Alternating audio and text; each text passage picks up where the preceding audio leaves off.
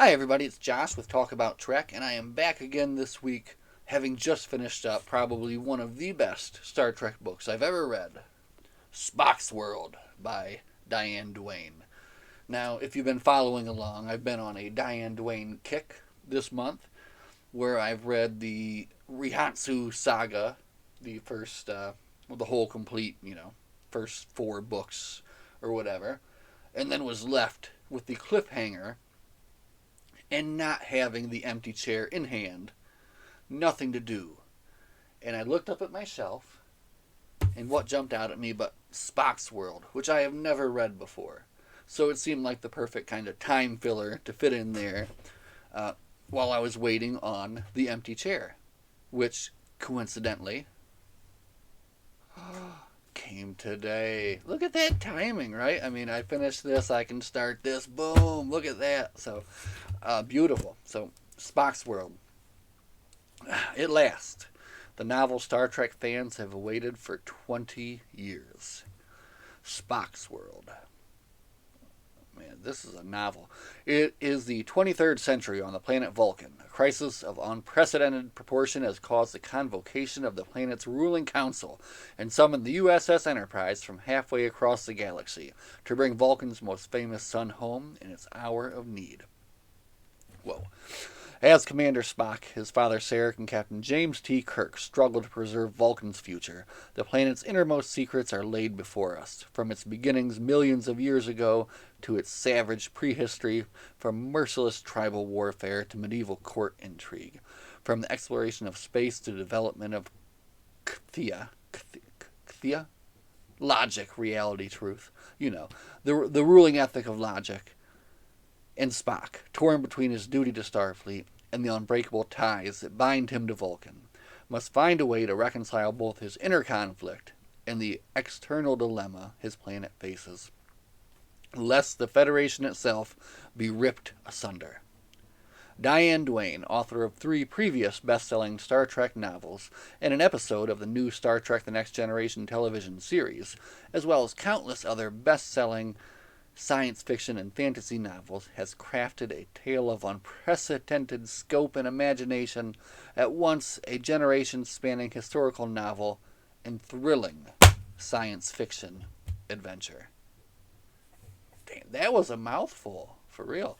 But yeah, that about covers it, and it really goes into quite a bit of a detail there, which I don't like. Just leave it vague. But anyway, Spock's World. What you have here is a very interesting narrative. Basically, you got the two stories kind of told side by side, which I've really come to like. I've read a few of these in the past that have kind of been like this. But this one, really takes the cake. So, without going into like spoilery details, let's just kind of give it like the basic summation of what you have here, which is the Vulcan section is told in this series of short stories. So it's not like an interconnecting story, but this series of very often like tragic short stories, starting from the very birth of the Vulcan people, all the way up until the time of Spock, as it says.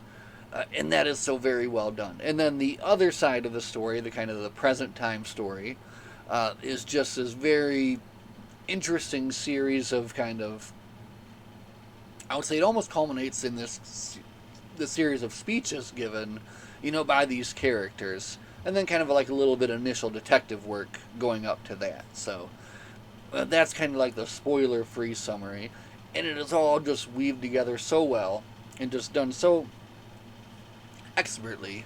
And I want to say that she really must have a love for Dr. McCoy. I felt it like in the other books I read, and I really feel it in this one as well too. And she just writes his character so very well. That was fantastic. Now, interesting notes from the book about books here. I guess one thing that I found interesting was that here, what she said to the author was that if there was a complication in that particular story, It was that I had a massive disk crash when I was very nearly done with it, and the backouts turned out to be corrupt. So she had to rewrite about 60,000 words of material during the course of basically the week before the book was due. And she says that she thought it turned out a lot better as a result. So just kind of interesting that would have happened. I imagine it would be a lot of stress to have to rewrite that much of your book. But I mean, she obviously knows what she's doing. Everything that I've read from her so far has just kind of nailed the full Star Trek character, what you're looking for in these books. So let's kind of dive into more of the nitty gritty here about what Spock's world really involves. So the book starts out with everybody being on vacation, basically. The Enterprise is up for refit, so everybody is taking advantage of that time. Kirk is kind of secluded himself on a little bar somewhere in Ireland, and everybody's just kind of taking care of their own thing. But then the news is given that the Enterprise has been recalled. A vote has been called on Vulcan for Vulcan to secede from the Federation. And Kirk, Bones, and Spock have all been recalled to speak on the Federation's behalf. So that's how the book starts. So they've been through like a over a month long refit. So in the first chapter, Kirk is touring the Enterprise, and this is actually the only part of the book that has Scotty in it, and she does him proper, I would say. Kirk's touring the Enterprise as like a captain does before they take off after a refit, and he comes through engineering, and Scotty is there basically putting his crew through the paces, having them rebuild the warp engines without the aid of the computers. And he's like timing them to do it. So he's putting them through the paces, making sure that they're the best crew, that they can be. He goes to they have a conference scene where Spock kind of explains Vulcan's history a little bit and like how they came to be and maybe why they're doing this current call to leave the Federation. So and then the book starts to split between its Enterprise and Vulcan, and it alternates between these different chapters. So I'll stick with the Vulcan story for a little bit, and then we'll jump back to the Enterprise story, just so we're not kind of mixing it up too much.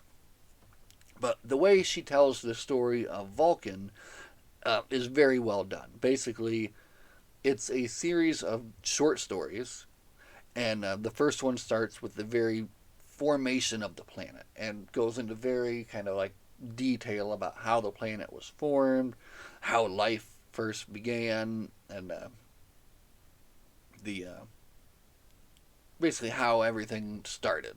And it's kind of a very scientific chapter, and it just shows that like life began in these hot seas after like a strike of lightning, and that was the beginning of the Vulcan species. Then the next chapter on the Vulcan section kind of jumps forward a little bit. Now we're getting into maybe like hunter-gatherer kind of stage. And they introduce this main character who they call the Wanderer. Now the Wanderer is part of this tribe of Vulcans, but is kind of driven more than the rest. And he always explores a little bit further, looking for a different fruit, like a sweeter fruit, more. So he's just given like a little bit more driven, and keeps going further and further and further out. And at this point in Vulcan's history, they're like actually in a jungle, and things are plentiful. There's plenty to have, and so he keeps going further and further till he reaches the end of that jungle, and then he sees in the distance the mountain. I think later is called Salea or Palasht. But anyway, he sees this giant mountain in the distance, and it introduces the first kind of need, other than basic, eating, sleeping, basic bodily needs to survive. And it was his need to reach this mountain. So, because of this need, it drives him to create and to be, ingenuitive and basically create new things for his society and for his people. And because of that, he comes up with ways to keep food longer, to store water and carry water for longer periods, and he's able to do that and prepare for his journey through this. Before he can get to the mountain, he has to pass through the desert, this giant desert.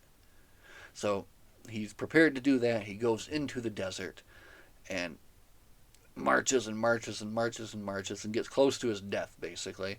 And he gets to a point where he's, I think, close to dying, and he's getting closer to the mountain, but still pretty far away, when he encounters one of the underliers, which is this kind of giant being that lives under the sands of Vulcan, but which is also, it has like sentience, it's alive, and it has thoughts. And he's able to somewhat communicate with it, and through his communication with it, is basically taught how to give, speech to ideas. So before, the Vulcans didn't really speak, they just kind of communicated through like mental telepathy and that kind of stuff. So through the sandworm, basically, he's able to give his people a language. And he's given the choice to go to the mountain and continue his trek, or go back to his people and give them this gift of speech. And he goes back and he gives them this gift of speech. And it was so awesome. That was just Vulcan 2. Like, this fantastic little chapter. And nothing else about this guy ever, But that's, I think, one of the things I really liked about this. So, Vulcan 3. Now we're jumping ahead a fair good bit. So now we're in more of like a kind of a medieval times here. And we've have a character called Kesh of the Tribe of the Eye. And their tribe has a special ability, and they're able to, basically they can see better when the sun is at the highest. When most other Vulcans will be seeking shelter, Kesh and the Tribe of the Eye, they can see very well. So they have a very good gift that they can use to their advantage. Now, Kesh is very impetuous, kind of like the Wanderer, and she seeks the mountain as well. And the mountain is now kind of like this stronghold where water springs forth from the ground and is kind of like the main place where people want to try to take. And is always in confrontation. Someone's always battling for this place. So she wants it, but the current old mother of the tribe doesn't want to take it for fear of the lives lost. So she also falls in love with a young man of the tribe named Teg. Now they live kind of peacefully for a little bit there. She wants to go, but again, she can't go against the old mother. But eventually the water dries up, and they're given no choice. They must make the trek through the desert to Pelesh and try to take over. So then you have this kind of tragic chapter where basically they're trekking through the desert, trying to make it there. They come upon an awful sandstorm. Teg is lost in the sandstorm in the end. They make it to Pelesh. They're able to, with their ability, take it over and kind of spread their ability more. And then basically they're able to maintain the place and then use their power to intermarry and interbreed and then kind of spread their ability and then get more abilities from other Vulcans that that they've been bred. Because like a lot of like what they talk about here is like just these certain Vulcans were born with the ability for like mind killing, and certain had the ability for the touch and that kind of thing. So then they're using these tribal wars and things and kind of ransoming and hostage and selling these people to get and trade these different abilities to build up. So you see how deep this is? Like, this is crazy. And this is just the third chapter. All right, so we're going to go to Vulcan 4. All right. And then they jump to a very, very cool... they jump quite a bit ahead. Now Vulcan is in like early space travel. And you're given a nice chapter of this group of Vulcan space miners who are out there trying to make their fortune. And it's actually basically a family of these space miners trying to make their fortune.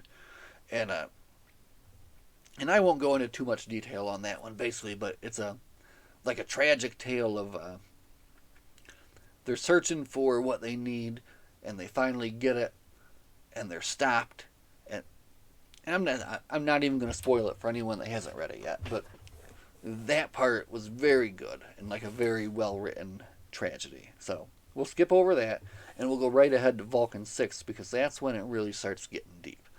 And she touched on a lot of this in the Romulan way, where they touched on like the early Vulcan stuff as well.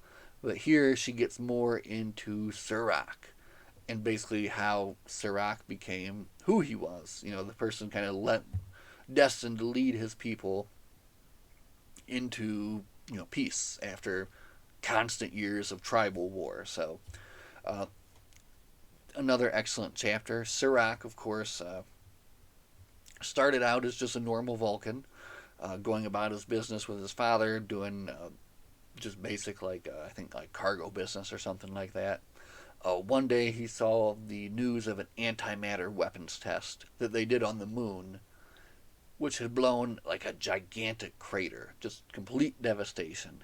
And when he saw that, he was just so impacted that he like quit his job and went out into the desert.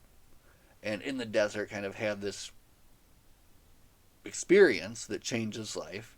He met one of the underliers, the sand creatures that the Wanderer had met before. And basically, like, even though he couldn't communicate with him, there was like just this immense sense of joy at the other, the difference, which was kind of the beginning of his infinite diversity and infinite combinations, mantra that he went with. So then he went back to the world, and then slowly, not right away, but just over a period of time, through his teachings and stuff, started to change Vulcan to be something different. And it didn't happen immediately during his lifetime either. So he just did basically a lot of writings. He took in a lot of different students, the main one being Satask. And of course, you can go read The Romulan Way to find out more about him. And then of course, the first contact experience that Vulcan had was terrible. Their first contact with alien species was pirates who tricked them and then kidnapped their leaders and basically killed a lot of people, which resulted in the first big Vulcan war. Because at that time, everything was just kind of like tribal stuff. But now they were warred together to defeat these pirates that had came to invade them. So they successfully drove them off. Um, of course, the faction that would have become the Romulans left Vulcan at that time. They were a bit more of the aggressive sort against Serac's more peaceful teachings.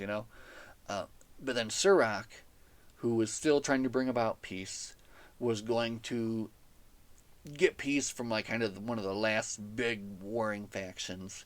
He went to go do that and was killed in the process.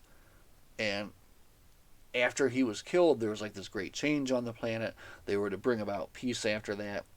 They sent more ambassadors who were killed, but eventually a change came about like in this other nation because of all that. And that's when Vulcan kind of embarked on the Vulcan that they are today. I'm just going to go through the whole Vulcan part, I guess, and then we're going to go to the Enterprise part. But anyway, that was so it goes through the whole life of Serac and kind of gives you that backstory. And then the last Vulcan chapter goes through the whole life of Sarek and basically how he grew up or started as kind of like a basic clerk and then was sent to Earth to be like a computer, work on the computers at the embassy, worked his way up there, kind of grew to appreciate Earth more and appreciate the Terrans more, how he met Amanda, how they sired Spock. So all of that is kind of covered in the last Vulcan chapter. So again, you have 7 distinctly like separate stories that cover different periods in Vulcan history, some of them being very tragic, all of them very compelling, and just a very interesting way to like tell kind of that half of the story. Now, the actual like present day story of this book is Vulcan wants to secede from the Federation for some reason. And basically, when that happens, what they do is they have a series of like debates, and then after these debates, they hold a vote to their entire population. So that's what the Enterprise has been recalled to do. Kirk, Spock, and Bones have all been called in to basically testify on behalf of the Federation as to why Vulcan should remain. Sarek has also been called in to testify on behalf of Vulcan. And even though it's something that he really does not want to do, he kind of does because he's been asked by his government to do. So the Enterprise story kind of picks up on the Enterprise again. Kirk was doing his tour of the ship before they took off. They cover again some more fun stuff in Harb Tanzer's rec room. And again, Harb has been featured in like all these books pretty prominently, which makes me think that when I get into these dandies here, that he's going to be involved in that as well. But anyway, they have some fun in the rec room. Again, another returning character from the other books is Kusiksklu, who's the Homolkian engineer, who I think is kind of the main feature in this book here, which I'm going to get to soon. But anyway, just again, returning characters from the Rihansu book coming back, and they're on their way to Vulcan. So they get to Vulcan, you learn that McCoy has basically, through this kind of chemical method, has been given the whole Vulcan language through this like learning method. So it took a little bit of doing and a little bit of discomfort, but he's now very fluent in Vulcan. So there's some interesting stuff here too, where they're talking about Vulcans, like basically their like knowledge of God, and like how it's like a part of every Vulcan's life, that they have this feeling that they know that they can always sense, like the other. They can always sense God, and that's like something they talk about there a little bit. They talk about the rule of silences and like how there's certain things that you don't talk about. But Spock is able to kind of open up a little bit and give a little bit more information about that, about like how their feeling about God is, which I thought was really interesting. So another thing that they kind of go on in this book, which is kind of interesting, I thought, because this is a book from, when was this book published? This is a book from 1986, but in the way that like they're talking about these message boards, which I know they had message boards back then too, a different style of course, but just remind me of like modern day like like Reddit boards. But basically you have Captain Kirk kind of perusing the Enterprise message boards, just kind of checking things out to make sure like what people are talking about, and kind of they have this like anonymous board where you can go and just post things without people knowing your name. And I'm like, man, that just reminds me of so much of like today and like what's going on with these boards now. So, but that kind of comes up more further on. But you're given to find out basically that the whole anti-Terran sentiment was a setup. And this is all kind of found out through a little bit of detective work by McCoy and some other things. But basically, the whole thing was set up through T'Pring because of her anger over what happened. So she really did that, yeah. So she, through basically a series of over a period of time, had kind of bought off certain things and influenced certain people to kind of spread this anti-Terran sentiment enough to bring it to a vote. So now we get into the actual testimony part of the book, and there are some very, very, very good speeches here. And Enterprise 5 is probably one of my favorite parts of the book. This is McCoy's speech, and it almost made me wish that I could do my own McCoy impression, so that I could like dress up and like do this for fun and just read this speech, because it was just so well written. And when you've watched enough Star Trek and you read these books and you hear these people in your head, the same way they are, it was just awesome. It was a very well done speech, and like it was like, for me, like, even the ones that followed, because you have speeches from Kirk, you have speeches from Spock, but that, I think, for me, was like the highlight of the book. Uh, but basically, what happens in the end is uh, T'Pau, of course, is featured in this somewhat as well. In the end, she is dying. And she calls for Kirk, Spock, and Bones, and Sarek, and all that to come, right as they've all kind of given their main speeches and everything. And she tells them that they need to release the knowledge, basically, that T'Pring influenced this vote. So they release that knowledge. They release then the news later, because shortly after that she dies. Uh, and in a kind of interesting twist, she passes on her Katra to Amanda. And, and that kind of influences, I think, a lot of the Vulcan thinking there, maybe in the end, in the final vote. But anyway, the news is released to Vulcan of the conspiracy, that they've all kind of been led one way, just as because of that. And then also then later of her death.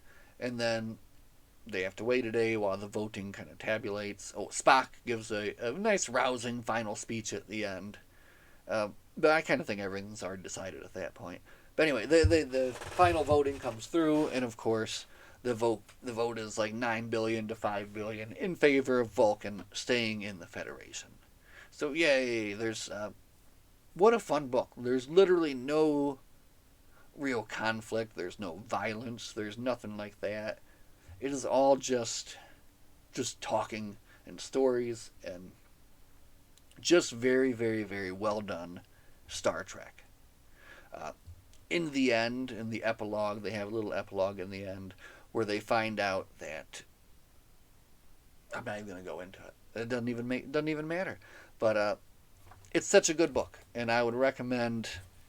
Like, it's probably like top 5 Star Trek books of all time. I don't know who puts together those lists. I don't even think I could even put together one myself. But as of right now, this is right up there with like Yesterday's Sun, and I just want to say more A.C. Crispin books now. But anyway, Diane Duane is fantastic, and she can write a wonderful Trek book, which is why I'm very excited to be able to dive immediately into the exciting conclusion to the Rihansu saga of The Empty Chair, which is so much bigger than I thought it would be, too. I don't know why I thought it would be a little novel. It's big. That'll be fun. And then I also have these two that I can dive into, I don't know, maybe directly after that, or maybe we'll switch it up. But I'm kind of on this Diane Duane kick, which has been really good for me. So, oh, look at that. We've almost hit 30 minutes of talking about this book. And we are going to stop it right there. So, as always, I want to thank anyone who sat here and watched me rant about Spock's World for nearly 30 minutes. It's been fun for me, and I hope it's been fun for you as well. As always, live long and prosper, and we're going to see you in the next one. Bye.